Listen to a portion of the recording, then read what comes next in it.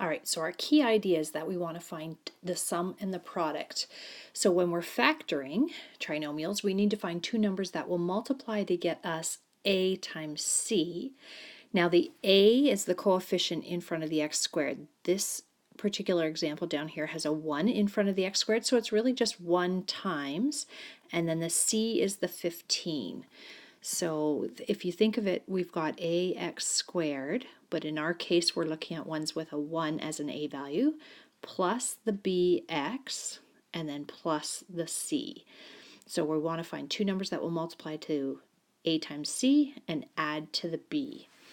All right, so looking at this first example, we've got 1x squared plus 8x plus 15. So we're looking for two numbers, and I just summarized this off to the side, that will add to positive 8 and multiply to positive 15.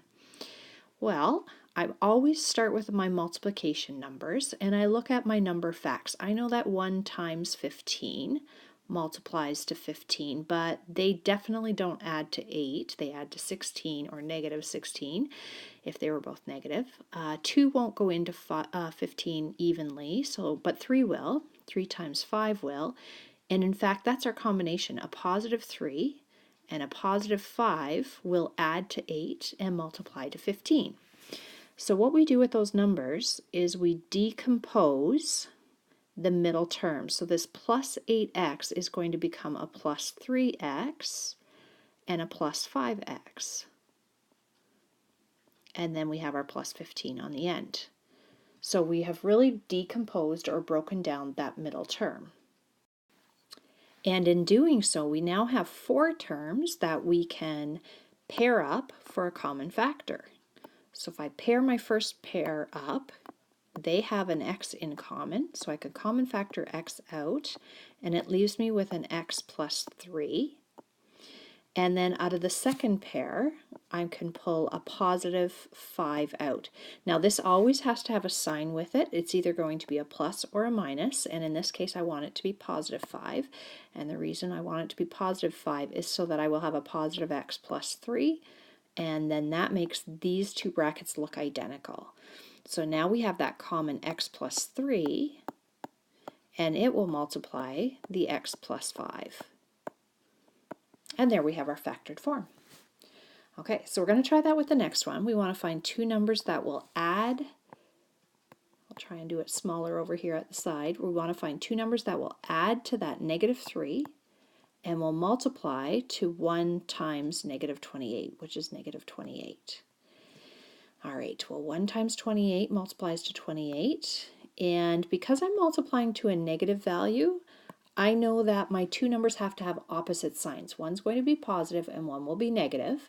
And because I'm adding to a negative, it means my larger number has to be the negative. If I add 1 and negative 28 together, I get negative 27. So that doesn't work. 2 times 14, and again, I want to make my bigger number negative. That would add to negative 12. That's not going to work either. 3 won't go into 28 evenly. 4 does. 4 times 7, and the 7 would have to be negative, and hey, look, they add to negative 3. So I'm going to break down that middle term, decompose the middle term to be a plus 4x and a minus 7x. And then we still have our minus 28 on the end, just like we had our positive x squared on the beginning.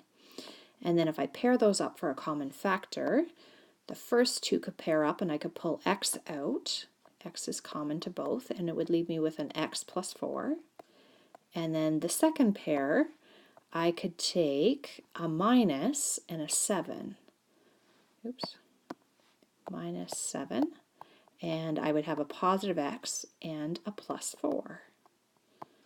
Okay, so that cooked that up so that we would have two brackets that are the same, an x plus 4.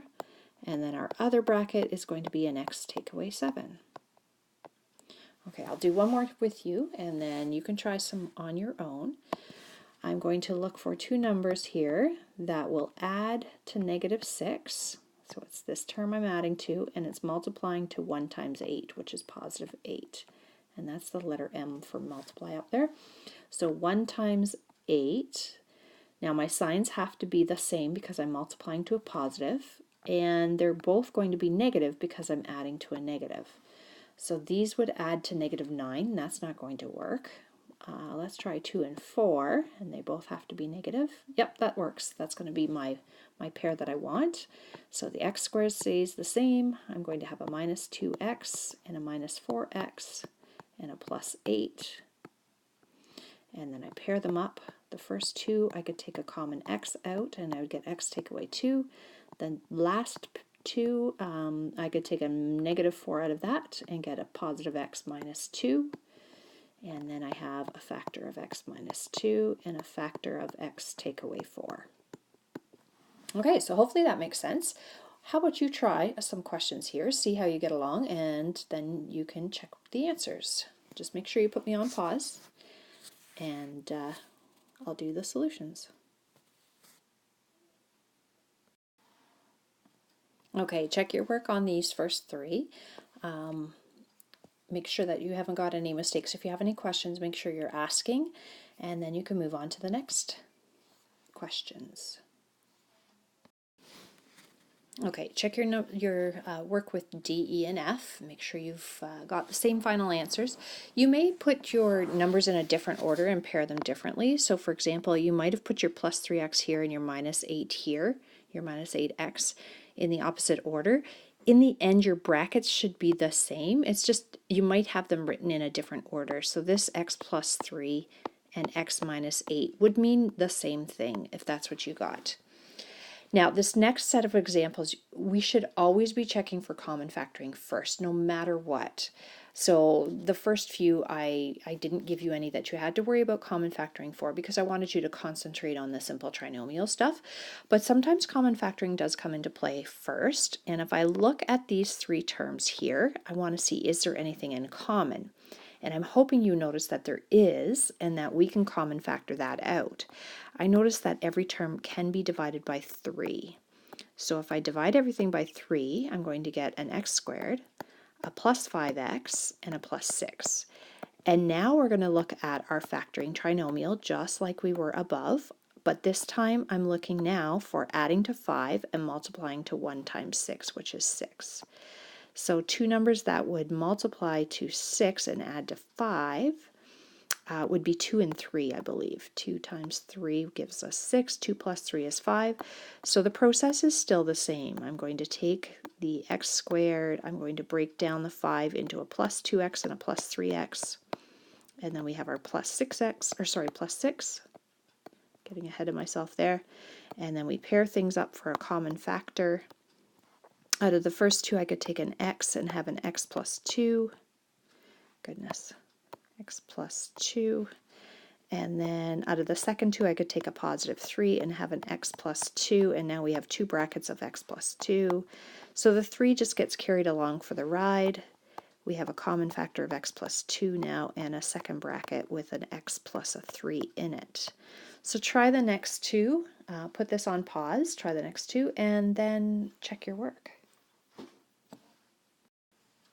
Okay, and if you check your answers for the next ones, you should get an x times an x - 7 times an x + 2. And for the last one, you should have a 4 times an x - 3 times an x - 3, which could be written as a 4 and then x - 3 all to the exponent of 2. So that reminds me of vertex form when we talked about vertex form. All right, you may notice there's a shortcut to getting to the answer for simple trinomials. So if I look back at part D, for example, if I look at part D, I notice I have the x squared. That results in an x times an x at the beginning of the brackets. And when I find my two numbers here, the -8 and the +3, do you notice that we have -8 and +3 here and here? Likewise, in part E, we get an x and an x to multiply together to get our x squared. We find our two numbers. We get a -3 and a +6, and here we have -3 and +6 in our factored form. Similarly, for the last one, we get our x squared, which comes from x times x. And then when we find our two numbers, which are -6 and -5, we have a -6 or a -6 and a -5 in our bracket. Okay, so if you recognize that, when you find your two numbers that add and multiply to, you actually, with the simple ones, can go directly to the factored form, but only after you've done your common factoring first. That has to happen first. And it's only going to work today when we do our simple trinomials, and only for simple trinomials. When we get into more complicated trinomials, the more complex ones, you have to do your decomposition because going straight to the answer doesn't work. And we'll talk about that more when we get there.